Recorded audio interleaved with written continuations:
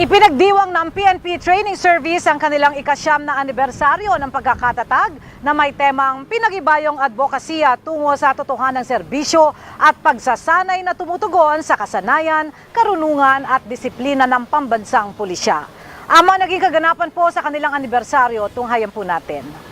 Ang Philippine National Police Training Service o PNPTS ay isa sa mga unit ng pambansang pulisya na may mandatong magbigay ng pagsasanay, karagdagang edukasyon at karunungan para sa lahat ng mga miyembro nito. Kabilang sa kanilang ibinibigay na trainees ang iba't ibang specialized courses, values and leadership courses, field training and technical services at sports and skills development. Sa kasalukuyan, ang PNPTS ay nagdiriwang ng kanilang ikasyam na anibersaryo ng pagkakatatag.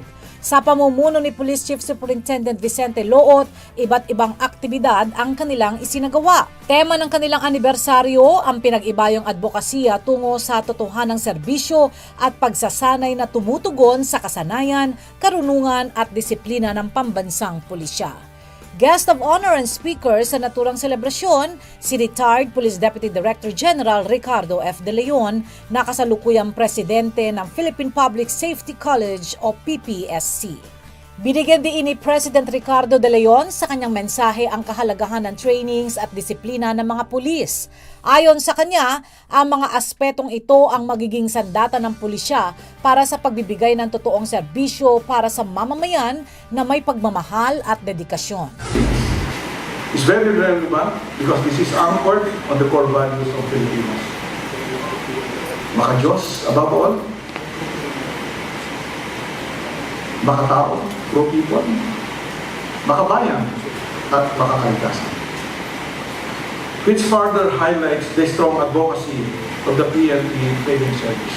Dagdag pa niya, malaking hamon para sa pulisya na mapagtagumpayan ang ilan sa mga issue na ipinupukol sa kanila.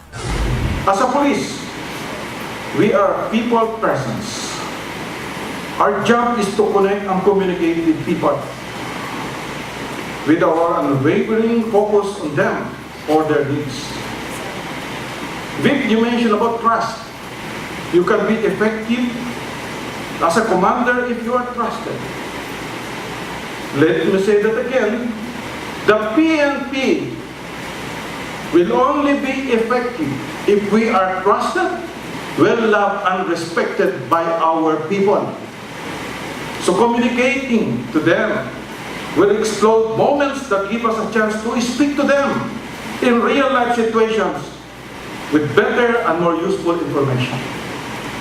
It is the ability to amplify the power to communicate, focus on what we should do best, being as relevant as possible to people and to the community. Ibinahagi rin niya ang ilan sa kanyang mga karanasan noong siya ay nasa serbisyo pa. Marami siyang mga magagandang bagay na natutunan na gusto rin niyang maibahagi sa mga pulis sa kasalukuyan. Giit pa ni General De Leon na kailangang maramdaman ng publiko ang presensya ng totoong serbisyo ng pulisya, binuhay niya sa kanyang pananalita ang kahalagahan ng community policing. The people are the roots and fruits of this nation. That early, we were always talking about the people that we serve. That early. And therefore, this came about with all the areas that we have been. You will never see imprints of De Leon. If you go to Bicol, it is Kasro. Because that is what we wanted. It is the kaiba. Kamagkakasama. Meaning, we are one. Kusang umaksyon, walang yabang at alerto. It is the voluntary act of doing something, even if we are not paid. Beyond what is expected of us. It is being humble. And it is being alert to respond to the needs. And that is the more important thing. Next question, madam. The next question is, where do you want to see a police? Again, you know the answer? Can we see them in our means, in the communities, in the streets? Here you are, Kalye was born. Street, Kalye. Kaibigan, alagad ng batas, lingkod ng mamayan. Yaman ng kaalaman because we're a bit at ehemplo na magagandang asal until the community will claim, and that is the community partnership kasama namin si Kuya sa kalye.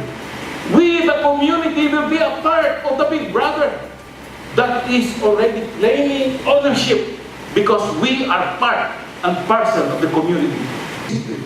There's only one thing that uniformed personnel, both PNP and AFP, must understand. The word is discipline.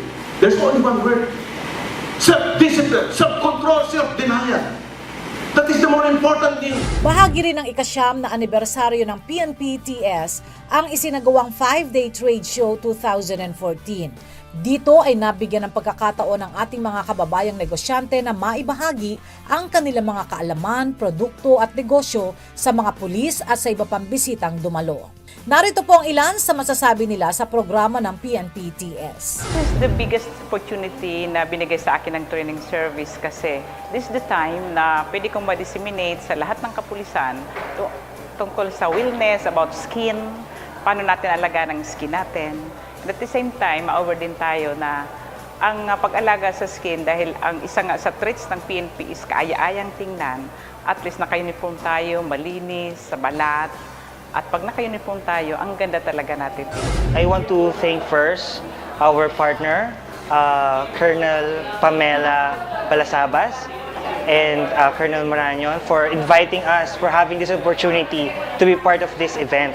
Actually, this is a very big part sa naging maganda na na-invite kami dito sa event na to. This is a big privilege for us to impart our vision and mission ng ginagawa ng grupo namin. Kaya we really appreciate what the service commission that they invited us here in this event. Iba't ibang traders ang nakiisa sa aktibidad na ito. Karamihan sa kanilang mga produkto ay may kinalaman sa pangangalaga sa kalusugan. Kaya naman, ito ay tamang-tama para sa mga pulis sapagkat isa sa kanilang puhunan ay ang pagganap sa tungkulin na malusog at may maayos na pangangatawan. Samantala, highlight din ng kanilang selebrasyon ang pagbibigay parangal at pagkilala sa outstanding PNP-TS personnel sa patuloy na pagbibigay ng serbisyong makatotohanan. Pinapurihan din ni Police Chief Superintendent Vicente Loot ang lahat ng kanilang personnel sa kanilang pagiging committed at dedicated sa kanilang mga trabaho. As witness to that, you can see eye bags and burnt eyebrows of our division chiefs and sleepless nights of our personnel. We shared the same vision, we shared the same radical ideas. Ayon pa sa kanya, patuloy silang magiging totoo sa pagbabago para sa kanilang adhikain na maging Center of Excellence for Police Training and Continuing Education ang kanilang unit. Ang PNP-TS ay patuloy na bubuo ng mga programa para sa kasanayan, karunungan at disiplina ng pambansang pulisya. Binigyan din niya ang kanilang mga nasimulang programa at mga pagsasanay sa lahat ng police regional offices sa buong bansa. The PNP-TS have launched mobile training teams for instructor development course with the help of ICTAC, PNP Bicycle Patrol courses, and Field Training Officers Development Program. We have thus far reached PRO 11, PRO 9, Pro Caraga, Pro 6, 7, and 8, Pro Palawan in Pro 4A, Pro PRO 3, and PRO 2, and so many PROs online. Sa panahon ngayon na mabilis ang pag-usbong ng mga makabagong teknolohiya, kaakibat nito ay mga issue na may kinalaman sa seguridad at kaligtasan. Kaugnay nito, iba't ibang krimen at demand ng lipunan ang dapat mapagtuunan ng pansin, kaya naman para sa pambansang pulisya, mahalagang ma-update din ang kanilang kaalaman at kasanayan upang matugunan ang pangangailangan ng organisasyon at ng lipunan. We have a long year ahead of us in 2015 because we have great responsibilities placed on our shoulder. I would like you to brace yourself for a more challenging job ahead of us for 2015. Do what you are required to do, but I'll tell you, please deliver with just a little difference. Konting diferensya lang ang hinihingi ko from what you have done last year and from what other ahead of you has done while performing their job. Dahil yung maliit na diferensya na ginawa ninyo at ang maliit na diferensya na ginawa ko, pagsamasamahin natin yan at it will make a lot of difference to the entire PNP organization. Muli, congratulations sa buong PNP Training Service.